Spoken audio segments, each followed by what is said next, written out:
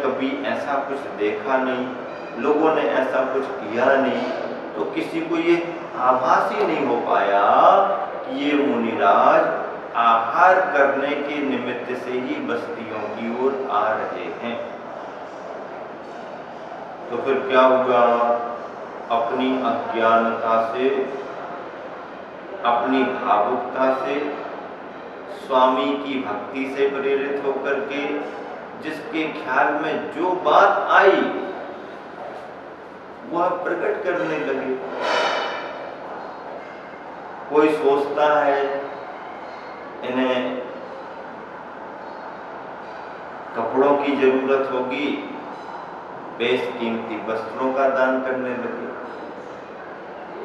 कोई सोचता है गाड़ी घोड़ा वाहन की जरूरत होगी, वो दिखाने लगे। कोई सोचता है घर में रहने की इच्छा होगी, घर की ओर इशारा करने लगे, आइए पधारिए, रुकिए, आराम करिए। कोई सोचने लगा, कोई सोचने लगा इनको ऐसा ना हो, शादी विवाह करना हो, कन्याएं दिखाने लगी, सुंदर सुंदर कन्याएं। ये कोई अपेक्षा नहीं थी।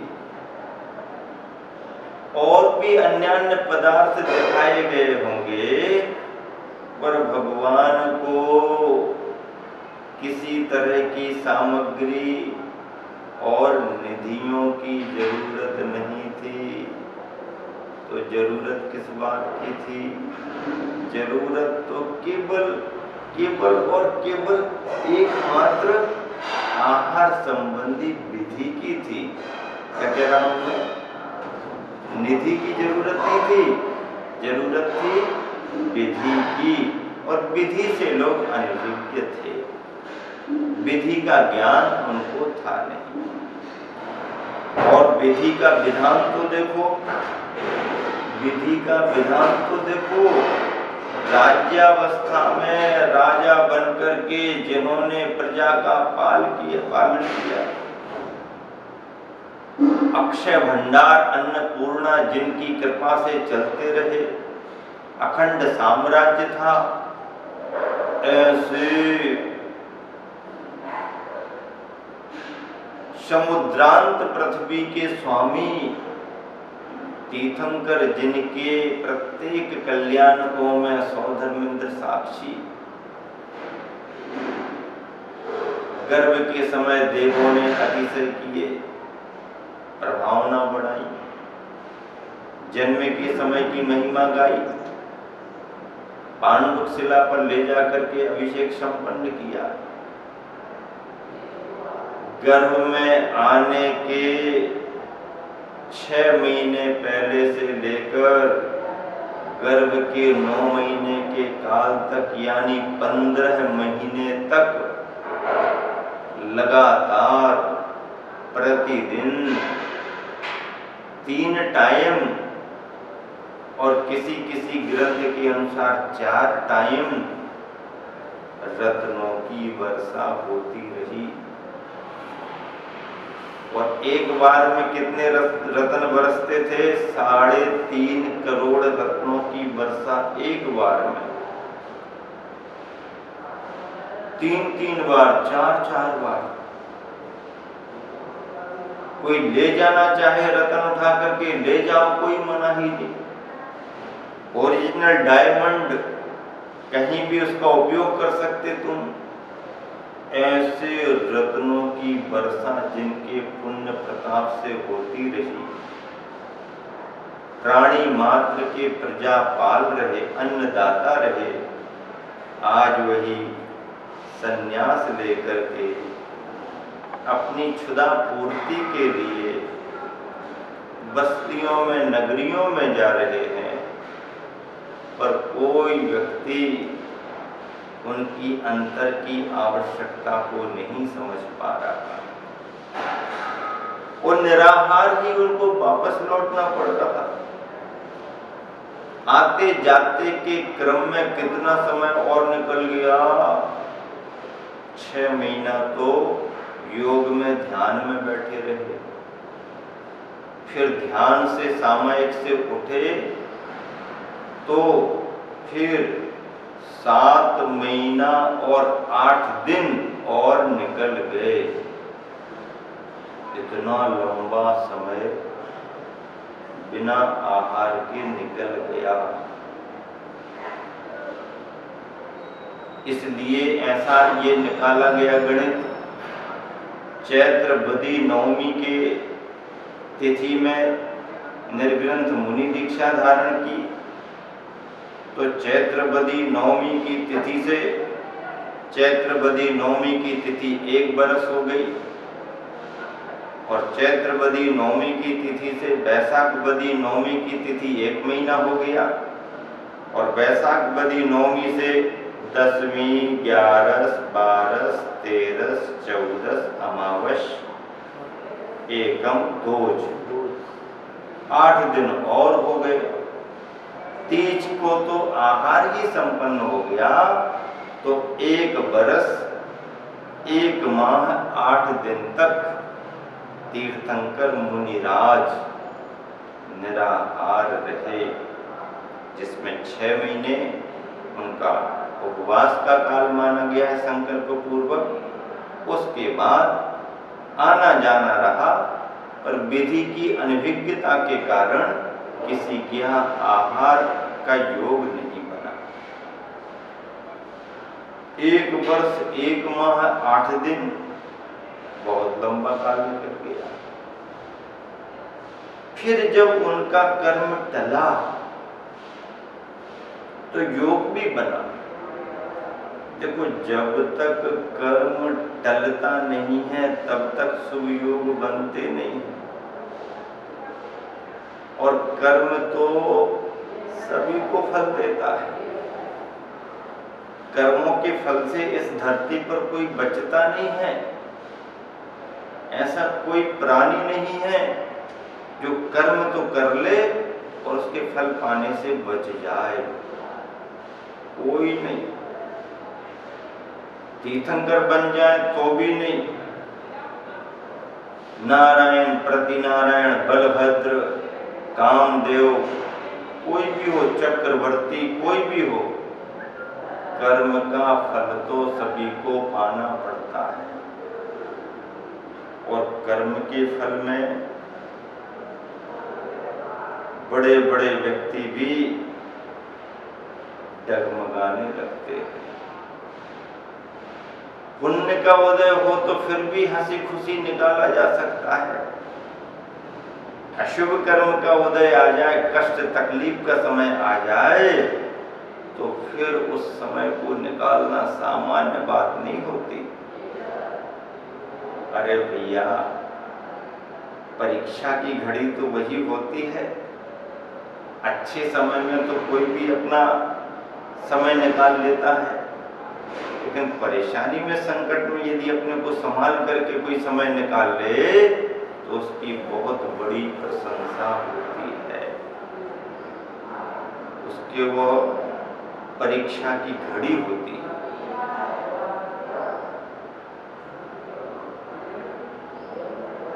आदिनाथ भगवान की कहानी तो मालूम है, और भी तीर्थंकरों में पार्श्वनाथ, नेमिनाथ, महावीर भगवान के भी कथानक मालूम है। कर्म का फल तो सभी को अपने अपने अनुरूप मिला ही। मर्यादा पुरुषोत्तम श्री राम का जीवन भी तो इसी कर्म कहानी से जुड़ा हुआ है। इस जीवन में उन्होंने किसका बिगाड़ किया? इस जीवन में तो उन्होंने किसी का बुरा नहीं सोचा।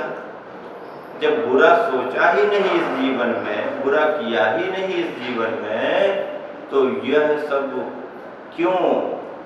अरे भाई, पिछले जन्मों का भी तो कुछ होता है। पिछले जन्मों का कर्म भी तो इस जन्म में आता है, मिलता है, और उसे सहन करना पड़ता है। आदिनाथ भगवान कर्म की इतनी तीव्रता, दानांतराय कर्म का इतना उदय, लाभांतराय कर्म का इतना उदय, योग नहीं बना सो नहीं बना। कल के दिन अक्षय तृतीया का संदर्भ था और अक्षय तृतीया के उस संदर्भ में आप सभी ने दाता और पात्र इन दोनों की महिमा को समझ लिया।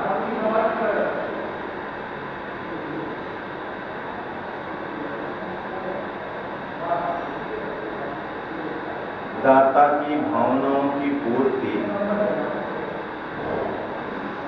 पात्र के योग से ही होती है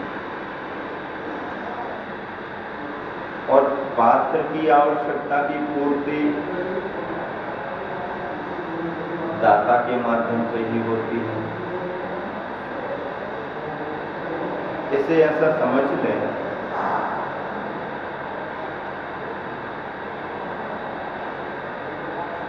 कि पात्र की भूमिका में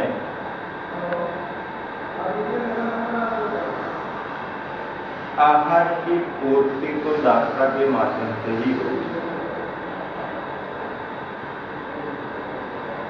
और दाता को अपना गृहस्थ जीवन सार्थक करने का शुभ अवसर अपने द्रव्य को, अपने दान को पवित्र करने का शुभ अवसर पात्र के माध्यम से ही मिल सकता है।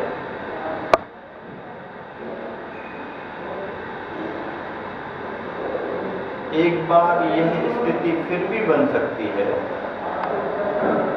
कि कोई पात्र, महापात्र, उत्तम पात्र, श्रेष्ठतम साधक दीक्षा लेने के बाद आहार को उठे ही नहीं, ध्यान की अवस्था, सामायिक की अवस्था में ही केवल ज्ञान को प्राप्त करते,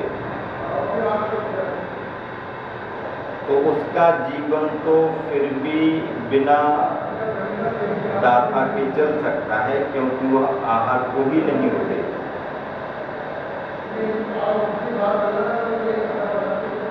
लेकिन दाता को अपने दान की सार्थकता करने के लिए तो पात्र की जरूरत ही पड़ेगी। बिना पात्र के दाता का जीवन सार्थक नहीं हो सकता। इसी संदर्भ में कल दो बिंदु रखे गए थे हाइकू के। धर्मर से हो फूल सुखी, हो दाता पात्र योग से। धर्मर से हो फूल सुखी, फूल अपनी जगह लगा है, पराग है, गंध है, आकर्षक है, लेकिन उस फूल को भी प्रफुल्लता बढ़ाने के लिए भ्रमर का होना बहुत जरूरी है।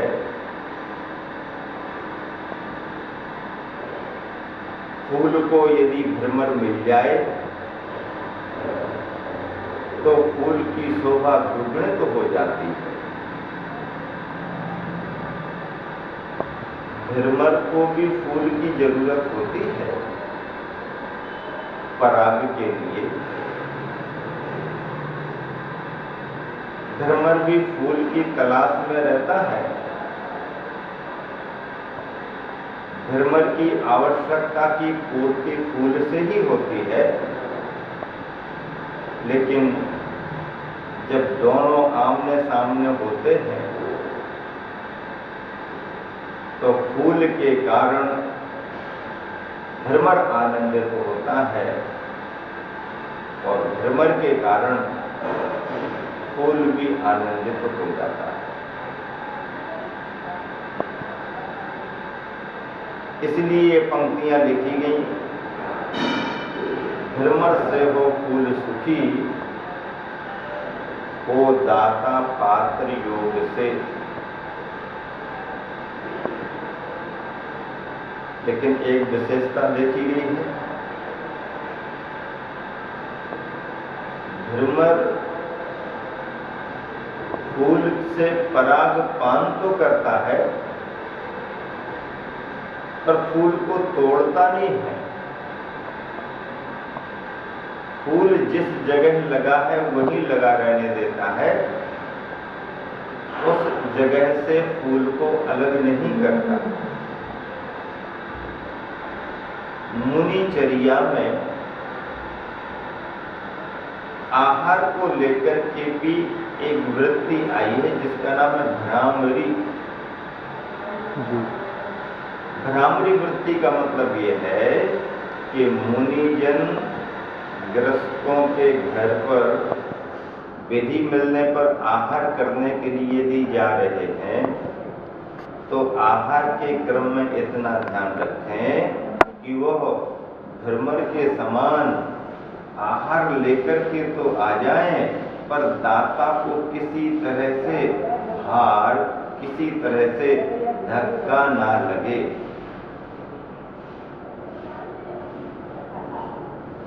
भ्रमर फूल पर बैठता है, फूल के इर्द गिर्द मंडराता है, घूमता है, फूल से गंध लेता है, पराग के कणों का पान करता है और बिना धक्का लगाए वहां से उड़ करके चला जाता है। मुनि महाराज भी आहार की विधि में अपना ऐसा स्वभाव लेकर के चलते हैं